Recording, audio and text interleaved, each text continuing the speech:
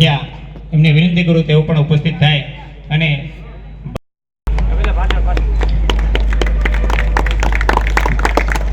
ત્યારબાદ શ્રી એવા રાજુભાઈ ટીમડિયા એમને વિનંતી કરું કે તેઓ અત્રે ઉપસ્થિત થઈ અને ભારત માતાની પ્રતિકૃતિ છે એનો સ્વીકાર કરે.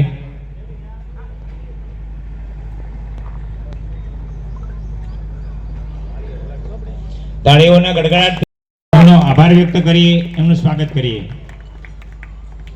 ત્યારબાદ શ્રી લેવા પટેલ ચેરિટેબલ ટ્રસ્ટ અમરેલીના ટ્રસ્ટી અને આગેવાન શ્રી જતીન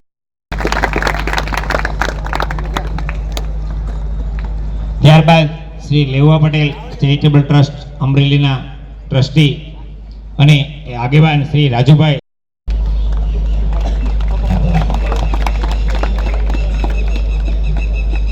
ત્યારબાદ આપણે ભૂતપૂર્વ વિદ્યાર્થીઓ જે અત્રે ઉપસ્થિત છે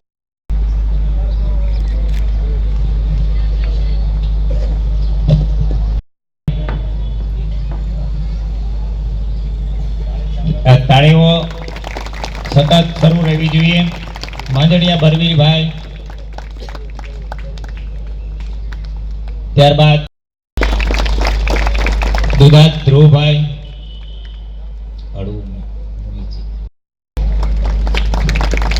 તાળીઓના ગડગડાટથી વધાવી લઈએ. નંદવાણા અક્ષયભાઈ,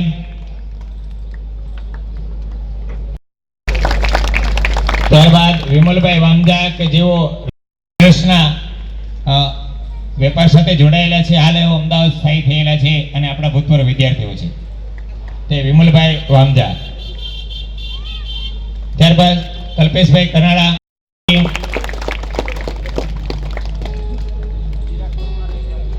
કામગીરી બજાવે છે, એમને પણ તાળીઓથી વધાવી લઈએ. સ્વાગત થઈ રહ્યું છે એમનું.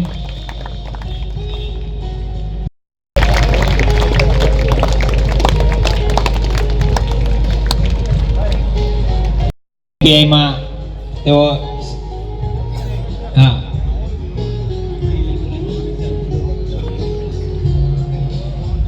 ચૌહાણ સાહેબ આઈબી પોલીસ ઇન્સ્પેક્ટર, કારણ કે તાળીઓથી જ આખો માહોલ છે એ જીવંત રહેતો હોય છે. ખૂબ ખૂબ આભાર ચૌહાણ સાહેબ, તમારો ખૂબ ખૂબ આભાર. પ્રત્યક્ષ નહીં પણ પરોક્ષ રીતે મહત્વના હોય એમાંના એક સભ્ય તરીકે મિત્રો નિમણૂક થઈ છે, ત્યારે આપણે સૌ એને તાળીઓથી વધાવીશું. અમરેલી જિલ્લા આચાર્ય સંઘ જે એનું ગૌરવ અનુભવે છે એ માટે જિલ્લા આચાર્ય સંઘના ઉપપ્રમુખ વિપુલભાઈ, ગુજરાત રાજ્ય આચાર્ય સંઘના મંત્રી શ્રી સીપી ગોંડલિયા અને આચાર્ય સંઘના મિત્રો છે એ દીપકભાઈનું સન્માન કરતા ખૂબ હર્ષની લાગણી અનુભવે છે. ખૂબ સરસ. આપણે તાલીઓથી આ સ્વાગતને વધાવીશું.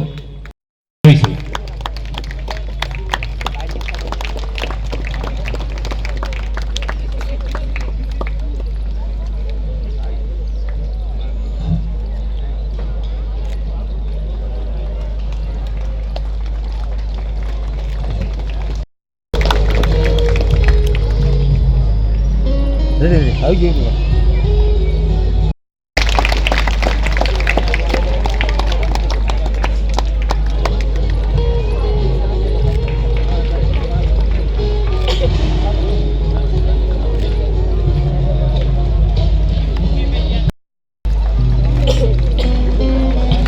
તાલીઓથી વધાવી લઈએ.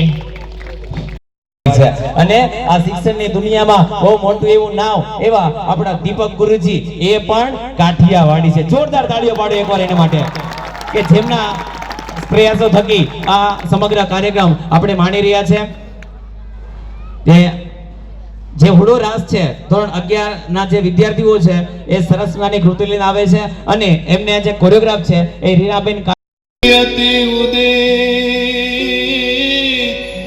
અને હોય મન અધિક ઉલ્લાસ હે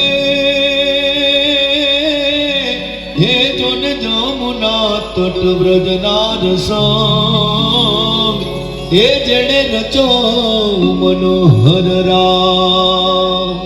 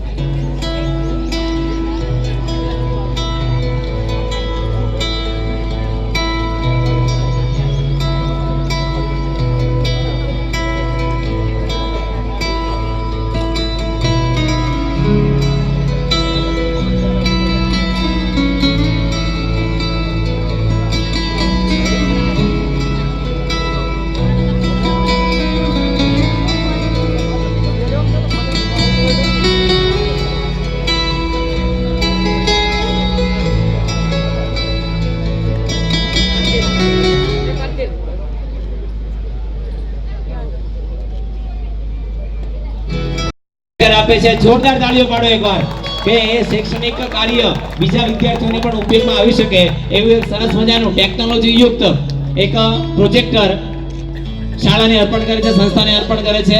ખૂબ ખૂબ આભાર ધોરણ 10 ના તમામ વિદ્યાર્થીઓનો કે જેમણે પોતાની યાદગીરી સ્વરૂપે આ શાળાની અંદર એક સરસ મજાનું પ્રોજેક્ટર છે એ ભેટ સ્વરૂપે આપેલી છે. જ્યારે પણ ભવિષ્યમાં એ કદાચ અહીંયા આવશે તો એ